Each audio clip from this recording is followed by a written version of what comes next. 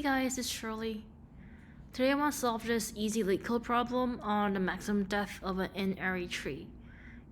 The problem is asking for a given N-ary tree, find its maximum depth. And basically the maximum depth is the number of nodes along the longest path from the root node down to the farthest leaf node. So the way I'm thinking about this is I'm going to use BFS to traverse through the array, and I'm going to find a maximum depth by finding the depth of the lowest level in the binary tree. In the N-ary tree. So first I'm going to instantiate a variable q. I'm going to create a deck from this. The deck is basically a double-ended queue. And I'm going to append the root to the deck, to the queue.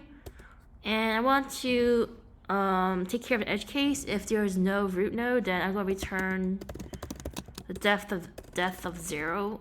Just return 0.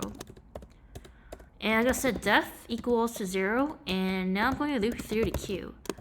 And first I'm going to create a variable size, which is basically the length of the queue. And I'm going to increment depth because the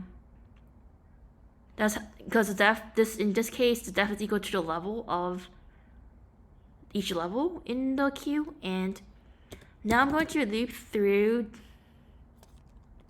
size, and I'm going to pop out the node from the queue, the first node, and I'm going to loop through the node. If it has children, then I'm going to do for-tel in node.children, and I'm going to append that to the queue.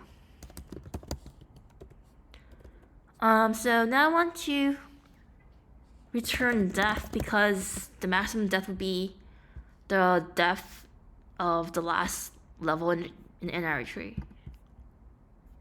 So this case works. Oh, I forgot. Return 0. Alright, that works. Thanks, guys.